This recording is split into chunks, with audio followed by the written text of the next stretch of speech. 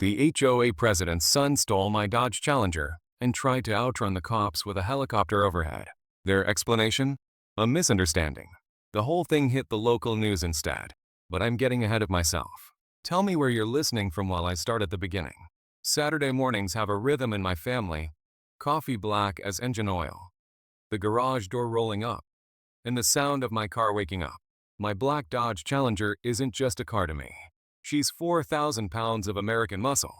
A sculpture with a V8 heartbeat. I call her the Beast. To my neighbor Karen Freeman, the self-appointed queen of suburban order, she's an eyesore. That's literally the word she used. In Karen's world, everything should hum politely. Beige minivans, eco sedans, lawn chairs lined up like regimented ducks. A snarling Challenger doesn't fit the aesthetic. This particular morning was perfect. Blue sky, warm air. The Beast laid out on the driveway like an altar. Buckets, microfiber towels, detail spray, ritual tools were all in place. The hose whispered as I rinsed soap off the driver's door. I was in my groove when the devil arrived in a visor and Lululemon. Samuel, she started, voice cutting through the quiet like a saw. You know the feeling when a Karen approaches. Birds stop, the air gets a little thin, and you suddenly want to check your property lines. I kept my back turned. It's Sam, Karen, I said flatly. Don't feed the beast. She sniffed. I'm documenting violations for the HOA newsletter. And this vehicle is parked in the driveway again. Bylaws are clear. Vehicles must be garaged when not in active use. She held up her phone. Classic. Red recording light glowing like a badge. I couldn't help myself. I'm actively using it, I said, cheeky and calm. I'm giving it a bath. There are suds. I even quoted the bylaws. Section 4, subsection B. Because I'd read that 300-page manual one painfully boring weekend and knew it better than most of the board. Her face tightened. I'll be speaking to the board about amending the noise ordinance.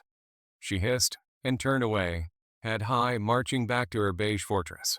As she passed, I noticed her son Kyle slouched on the curb across the street, all lanky limbs and teenage smirk, watching like a bored extra in his mother's soap opera. He gave me a small nod, like we'd been granted a tiny, private truce. I shrugged and went back to waxing the hood. For a moment the world was right, but I had that nagging feeling you get when a storm is brewing on an otherwise perfect day. That feeling turned out to be correct. I finished the job. The Beast gleamed, tire black and paint reflective enough to read the clouds. I dried my hands, coiled the hose, and walked to the garage keypad. That's where I made the first stupid move. Convenience over caution. I punched in 9120080, my grandpa's old workshop address. The code I'd meant to change for years and never did. The door rolled up. I backed the Challenger in, patted the hood, and walked through to the mudroom. There's a little rack there, 4 brass hooks. House key, mailbox key, workshop key, and the Challenger fob. Muscle memory. I hung the fob on the second hook from the left and shut the door behind me without deadbolting. Lazy. Dumb. Safe. So I thought. That night my friend Dave came by. He's the quadcopter guy. The eye in the sky. We ate pizza and argued about ridiculous movie physics. Kid party down the street. Music and shouting, then quiet. At about 11 p.m., Dave left. I locked the front door, ran a last check, and went to bed, oblivious to the blueprint of a break-in I'd left hanging in plain sight. At 1:17 a.m. my phone screamed the kind of urgent vibration reserved for true alarms. My car's security app. Engine started. Challenger in motion. My stomach dropped. I grabbed the app and watched a little icon move away from my street. Not a glitch. Real. Rage and adrenaline hit me together. I sprinted downstairs, grabbed jeans and a t-shirt with hands that shook, thinking through every possible explanation. Did I forget the keys in it? No. Was the garage locked? I'd closed it. Then the stupid code flashed through my head and Kyle's silhouette on the curb. I burst into the living room with my phone still in my hand, heart hammering, and saw the map spinning, my 4,000-pound pride being carried away. The calm Saturday morning routine had detonated into a perfect storm of negligence and opportunism. Someone had read the blueprint and exploited it. Someone had used the cheap code and the undeadbolted door to turn my sanctuary into a set piece for an illegal joyride. This was where the story really started. Right after I realized the Beast was gone, and that the backyard nod from a bored teenager might mean a whole lot more than teenage boredom. The tiny car icon on my phone was moving faster now, westbound, straight toward the highway. My stomach dropped. I had seconds, maybe minutes. I grabbed my phone, fingers trembling, and dialed 911. The line clicked. Tree Cove County 911. What's your emergency? The dispatcher said, calm and composed like this was just another Tuesday night. My car's been stolen. I blurted out, trying to keep my voice from cracking. My name's Sam Michaels. 124 Willow Creek Lane. It's a black Dodge Challenger. License plate B3A. It was just taken from my garage 5 minutes ago. Okay, Mr. Michaels, are you in a safe location? She asked. Yes, I'm home, I said, pacing across the living room. The car's got a GPS tracker. I'm watching it move right now.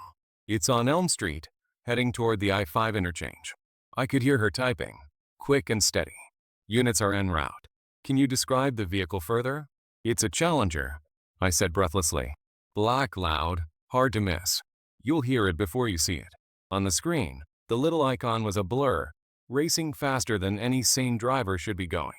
Then the dispatcher said the words that turned my quiet panic into something surreal. Michaels, we're getting multiple reports of a black Dodge Challenger driving recklessly.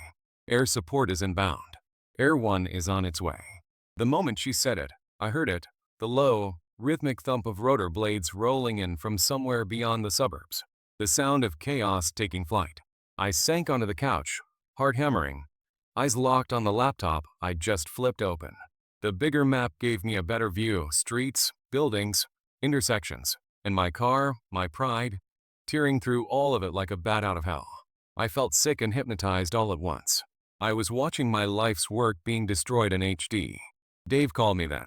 Dude, I'm on the scanner, he said, voice jittering between excitement and panic. Is that your car they're chasing? Yeah, I said flatly. Someone stole it right out of my garage. No way. Phil's covering it on Channel 8. I grabbed the remote, flipped to the news, and there it was. My Challenger, caught in a shaky live helicopter shot, cutting through traffic under a spinning police spotlight. The reporter's voice was trembling with that mix of fear and enthusiasm only local anchors have. We are live over the I-5 corridor, where a high-speed pursuit is underway, he said breathlessly. The suspect vehicle, a black Dodge Challenger, is reaching speeds over 100 miles per hour. I watched in disbelief as the car shot past a semi like it was standing still. The patrol cars couldn't keep up. No pit maneuvers. Not at that speed. So Air 1 stayed on it. Its spotlight locked like a divine punishment from above. Then the driver made his worst, and weirdly, most cinematic, move yet. Instead of staying on the highway, he took a hard right onto the unfinished exit ramp leading into the new construction zone off Elm Street. My blood turned to ice. That area was a maze of half-built walls and exposed steel. Pitch black and lethal after dark. He's heading into the construction zone. The scanner barked. All units caution. Vehicle off-road in Elm Street development. The helicopter feed shifted, its light slicing through the night like a blade. Dust exploded in every direction as my Challenger tore across the dirt, fishtailing wildly. The driver overcorrected again and again, panicked, untrained, desperate. Then came the moment that froze my breath. He swerved toward a patch of exposed foundation, a jungle of rebar stabbing up from the concrete like iron spears. He missed it by inches. Inches. The helicopter zoomed in. The steel shimmered close enough to kiss the paint. I dug my nails into the armrest until my knuckles turned white. He's out of control, I muttered. Dave was silent on the other end, glued to the chaos. He's heading for the east gate. A voice called over the scanner. Cut him off at Miller Road. But there was no cutting him off. The driver floored it. Dirt exploded behind him in a violent plume as he aimed for a narrow gap between a half-finished wall and a cement truck. It wasn't wide enough. Not for my car. He's not gonna make it, Dave whispered. I couldn't look away. The Challenger hurtled forward and somehow, miraculously, slipped through. The sound of metal scraping metal carried faintly through the live feed.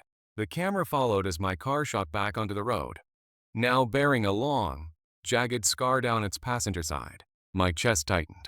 It felt like watching someone punch a loved one in the face. The rage came roaring back. It wasn't a theft anymore. It was vandalism, desecration.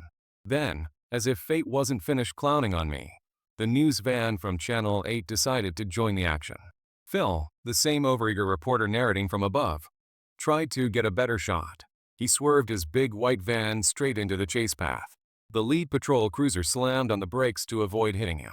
Tires screeched, radios exploded with curses, and for 2 painfully hilarious seconds, the news van completely blocked the cops. Even the helicopter camera caught it. One police SUV dead stopped, brake lights glowing red, and Phil's lumbering van in the middle like an oblivious whale. Channel 8, move your vehicle now or you'll be cited for obstruction, a sergeant barked through the radio. Phil peeled off in panic, nearly taking out a fire hydrant as he fled. Dave was laughing in disbelief. Phil's the worst, the absolute worst. I allowed myself a thin, humorless smile. Remind me never to let him parallel park near anything I love. The levity lasted 5 seconds. Then the driver did something that made my stomach twist. The little icon on my map looped around, back toward the center of town. What is he doing? I whispered. He's coming back. The scanner confirmed. Suspect vehicle is now northbound on Oak Ridge Drive, heading toward original location. My blood went cold. He was bringing it home. Bringing the stolen car, the cops, the chaos, all of it, back to my street. The helicopter footage panned wider now, showing familiar landmarks. The coffee shop on the corner, the elementary school my niece went to, and then my block. The icon merged with my street. The sirens I'd been hearing through the TV were now outside, screaming louder by the second. The sound flooded the night air, bouncing off every manicured lawn and stucco wall. He was back, and the nightmare was about to park itself right in front of my house. That night, the air outside was electric, the kind of tension you could almost feel vibrating under your skin. Sirens tore through the stillness of suburbia, echoing off the neatly painted fences and mailboxes. It was chaos invading comfort. I stood frozen at my window, unable to tear my eyes away from the scene unfolding before me. My Challenger came roaring down the street like a wounded animal, the engine screaming in agony. The sound that had always filled me with pride now felt like a death cry. It was too fast, too wild for a quiet neighborhood street.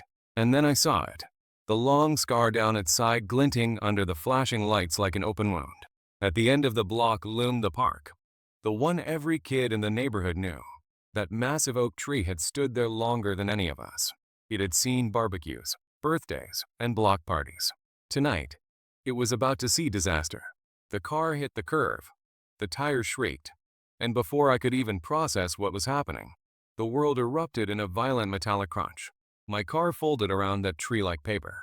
The windshield exploded into 1,000 pieces that glittered under the helicopter's beam.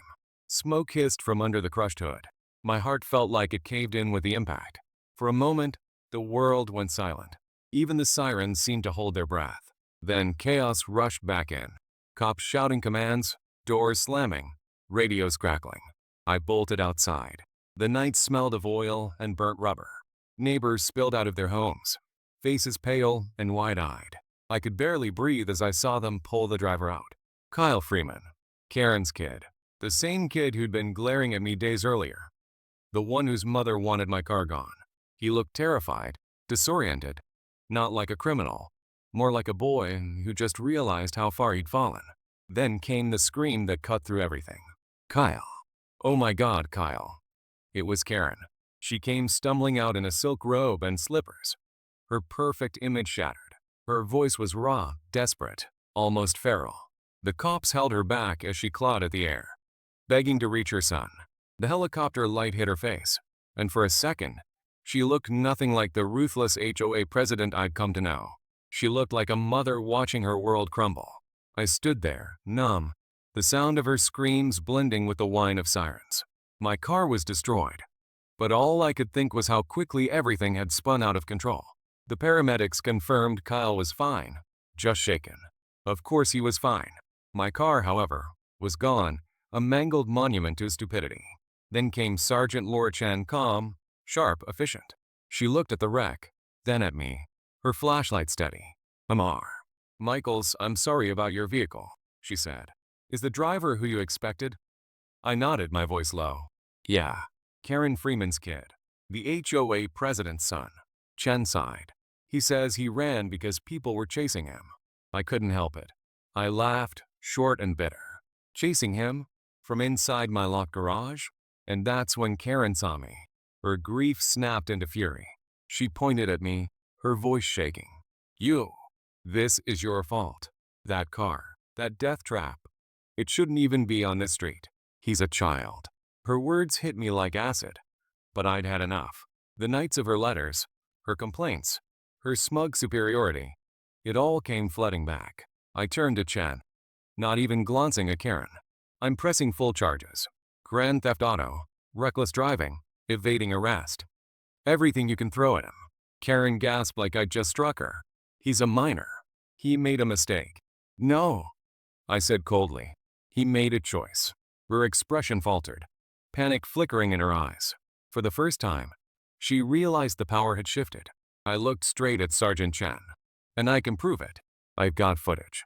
Doorbell camera. Timestamps. The whole thing. Karen blinked, confused. What are you talking about? I'm talking about evidence, I said. Your son didn't stumble into my garage by accident. He knew the code. He planned this. Chen nodded. Bring it to the station in the morning. You can count on it. Karen stood there, trembling. But this time, it wasn't motherly panic. It was fear. Fear that her grip on the neighborhood, on her perfect image, was about to shatter. The next morning, the quiet felt unnatural. The streets still smelled faintly of oil and burnt metal. The old oak tree bore the scar of the crash, and so did I. My car was gone, my peace gone with it. But I wasn't finished. I spent hours preparing the evidence. The doorbell footage showed everything. Kyle sneaking up, typing the garage code, watching the door rise like it was his own. His story about being chased was dead on arrival. But I wanted more. Proof that burned away every excuse. That's when I remembered Dave's comment about the neighborhood party. I made a few calls, found a photo posted that night, and there he was in my kitchen. The rooster wallpaper in the background. The neon green wristband from the party still on his wrist. He wasn't hiding. He wasn't running. He was celebrating.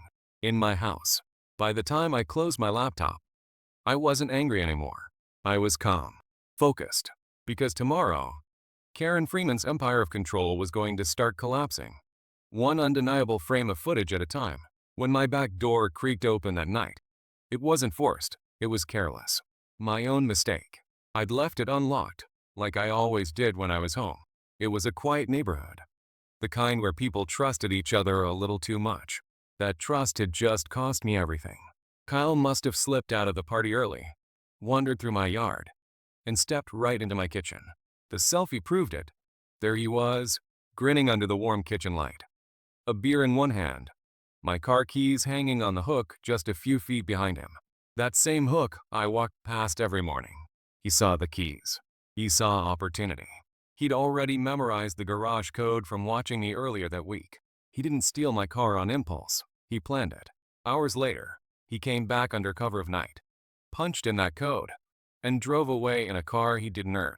But the thing about plans built on arrogance, they always leave evidence. Between the timestamped selfie and the doorbell footage, the story wrote itself.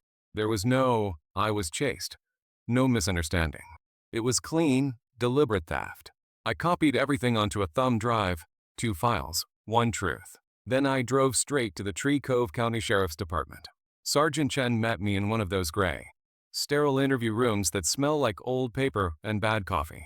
I didn't bother with emotion. I just handed her the thumb drive. Exhibit A, I said. Doorbell footage showing Kyle Freeman using my garage keypad at 1:12 a.m. Exhibit B, a social media selfie from earlier that night, inside my kitchen, 5 feet from where my car keys were hanging. She didn't say much, just plugged it in. The video played, the faint beeps of the keypad echoing in the room. Her expression didn't change, but her eyebrows lifted slightly when the garage door started rising. Then she opened the selfie. The silence that followed was the sound of a lie dying. He wandered into your house during the party, she asked. Looks that way, I said. He saw the keys, learned the code, and came back later. The chased by strangers story disintegrated right there. All of Karen Freeman's power, her influence, her perfect image, none of it could erase what was on that screen. Proof doesn't care about reputation. Proof doesn't bend to privilege. It just exists. Thank you, Mr. Michaels, Chen said finally, pulling out the drive. This is very helpful. As I stepped into the sunlight outside, I felt something I hadn't felt in months: peace. Not joy, not victory, just calm. Because power might scream, but proof whispers, and it always wins. The weeks that followed were a cold war of suburbia. Karen tried to pretend I didn't exist, but her eyes gave her away. Every time I stepped outside to grab my mail, her curtain shifted just slightly. Then came the anonymous complaint. Apparently, my lawn was too green, causing visual strain to my neighbors. I actually laughed out loud when I read it. She was spiraling, so I decided to play along my way. A quieter, pettier kind of warfare. I ordered a custom car cover online, a blinding fluorescent yellow, the kind of color that burned your retinas just to look at. Across the hood, in 2-foot-tall black letters, I had printed, "Not an eyesore." When it arrived, I waited until Saturday morning, the same day, same hour, that she had once called the cops on me. I walked out of my garage and draped that ridiculous cover over my sensible gray sedan. It glowed like a radioactive banana in the sun. From across the street, I could see her curtains twitch again. But this time, she didn't come out. Round 1. Mine. Then I changed my garage code. No more sentimental dates or birthdays. Just 12 digits of nonsense. Random numbers and symbols even I struggled to remember. I even installed a second high-definition camera aimed directly at the keypad, just waiting to immortalize the next idiot who tried something stupid. But my masterpiece was still coming. The quarterly HOA meeting. The room was packed. Everyone wanted a front row seat to watch the fallout between me and the queen of the cul-de-sac. Karen sat at the head of the board table, pale but trying to look composed. Her smile was painted on, her voice brittle. When the Q&A began, I stood up. "Hi, everyone," I said, cheerful as ever. "Sam Michaels, 124 Willow Creek Lane." A few polite nods. I just wanted to thank our local law enforcement, especially Sergeant Chen and the Air One crew, for handling the recent unauthorized vehicle relocation event with such professionalism. Laughter rippled through the room. Karen's jaw clenched so tight I could hear it from where I stood. "But I do have a quick question," I continued, keeping my tone light. I was reviewing the HOA bylaws. Fascinating reading, by the way.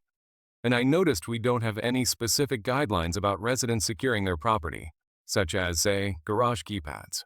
Given that some folks seem very interested in creative methods of entry lately, perhaps we should consider recommending more complex codes, just to prevent any misunderstandings. It was surgical. Every word was polite, every smile disarming, and every syllable burned. Karen's face froze.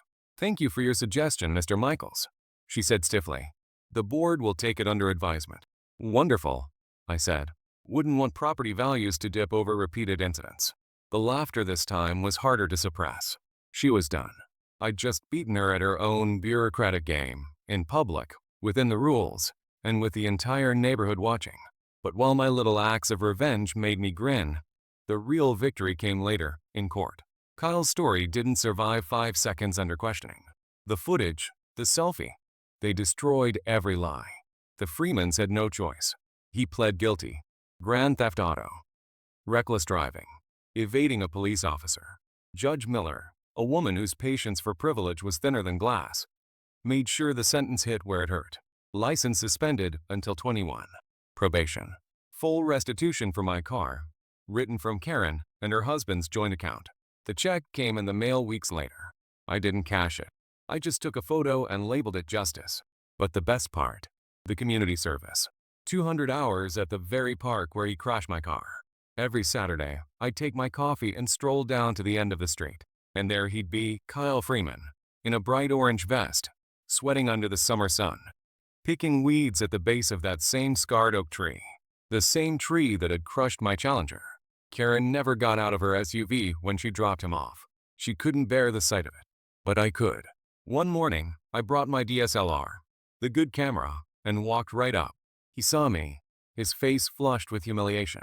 I lifted the camera, framed the shot perfectly, Kyle in his orange vest, the scarred tree behind him, and clicked. One perfect photo. A quiet trophy. Then I walked up, holding out a cold bottle of water. "What do you want?" he muttered. "Nothing," I said. "Just came to see how the eyesore was coming along." He looked up, guilt written all over his face. "I'm sorry," he said quietly. "I know," I replied. "You're sorry you got caught." I sighed, my voice softening.